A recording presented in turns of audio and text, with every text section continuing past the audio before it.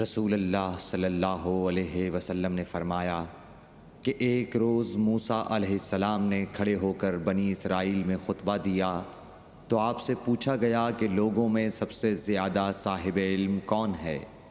انہوں نے فرمایا کہ میں ہوں۔ اس وجہ سے اللہ کا غصہ ان پر ہوا کہ انہوں نے علم کو خدا کے حوالے کیوں نہ کر دیا۔ تب اللہ نے ان کی طرف وحی بھیجی کہ میرے بندوں میں سے ایک بندہ دریاؤں کے سنگم پر ہے جہاں فارس اور روم کے سمندر ملتے ہیں، وہ تجھ سے زیادہ عالم ہے۔ موسیٰ علیہ السلام نے کہا کہ اے پروردگار، میری ان سے ملاقات کیسے ہو؟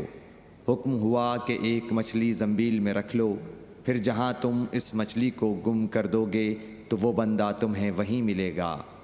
تب موسیٰ علیہ السلام چلے اور ساتھ اپنے خادم یوشع بن نون کو لے لیا، اور انہوں نے زنبیل میں مچھلی رکھ لی۔ جب ایک پتھر کے پاس پہنچے، دونوں اپنے سر اس پر رکھ کر سو گئے، اور مچھلی زنبیل سے نکل کر دریا میں اپنی راہ بناتی چلی گئی۔ اور یہ بات موسیٰ علیہ السلام اور ان کے ساتھی کے لیے بے حد تعجب کی تھی۔ پھر دونوں باقی رات اور دن میں جتنا وقت باقی تھا چلتے رہے۔ جب صبح ہوئی، موسیٰ علیہ السلام نے خادم سے کہا، ہمارا ناشتہ لاؤ، اس سفر میں ہم نے کافی تکلیف اٹھائی ہے۔ اور موسیٰ علیہ السلام بالکل نہیں تھکے تھے، مگر جب اس جگہ سے آگے نکل گئے جہاں تک انہیں جانے کا حکم ملا تھا، تب ان کے خادم نے کہا کہ کیا آپ نے دیکھا تھا کہ جب ہم صخرہ کے پاس ٹھہرے تھے تو میں مچھلی کا ذکر بھول گیا؟ بقول بعض صخرہ کے نیچے آب حیات تھا، وہ اس مچھلی پر پڑا اور وہ زندہ ہو کر بقدرت الہی دریا میں چل دی۔ یہ سن کر موسیٰ علیہ السلام بولے کہ یہ ہی وہ جگہ ہے جس کی ہمیں تلاش تھی، تو وہ پچھلے پاؤں واپس ہو گئے۔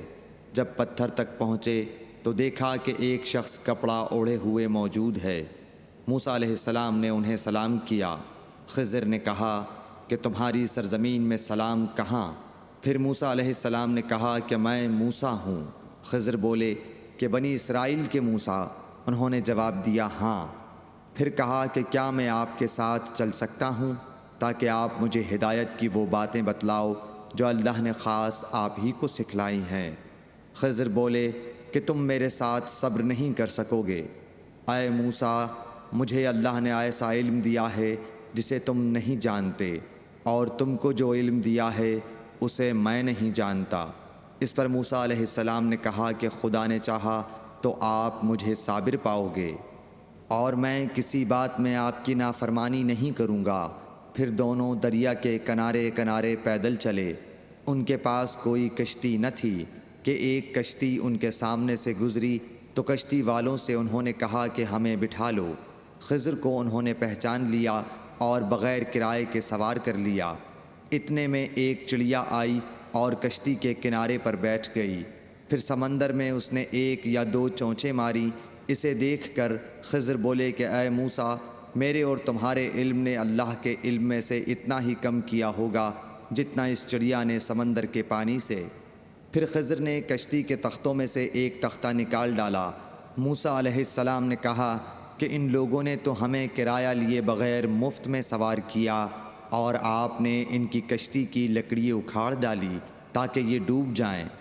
خضر بولے کہ کیا میں نے نہیں کہا تھا کہ تم میرے ساتھ صبر نہیں کر سکو گے؟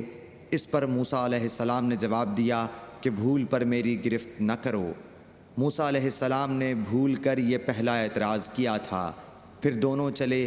کشتی سے اتر کر ایک لڑکا بچوں کے ساتھ کھیل رہا تھا۔ خضر نے اوپر سے اس کا سر پکڑ کر ہاتھ سے اسے الگ کر دیا۔ موسیٰ علیہ السلام بول پڑے، کیا آپ نے ایک بے گناہ بچے کو بغیر کسی جانی حق کے مار ڈالا؟ غضب ہو گیا۔ خضر بولے کہ میں نے تم سے نہیں کہا تھا کہ تم میرے ساتھ صبر نہیں کر سکو گے؟ ابن عیینہ کہتے ہیں کہ اس کلام میں پہلے سے زیادہ تاکید ہے، کیونکہ پہلے کلام میں لفظ لکا نہیں کہا تھا، اس میں لکا زائد کیا، جس سے تاکید ظاہر ہے۔ پھر دونوں چلتے رہے، حتیٰ کہ ایک گاؤں والوں کے پاس آئے، ان سے کھانا لینا چاہا۔ انہوں نے کھانا کھلانے سے انکار کر دیا۔ انہوں نے وہیں دیکھا کہ ایک دیوار اسی گاؤں میں گرنے کے قریب تھی۔ خضر نے اپنے ہاتھ کے اشارے سے اسے سیدھا کر دیا۔ موسیٰ علیہ السلام بول اٹھے کہ اگر آپ چاہتے تو گاؤں والوں سے اس کام کی مزدوری لے سکتے تھے۔ خضر نے کہا کہ بس اب ہم اور تم میں جدائی کا وقت آ گیا ہے۔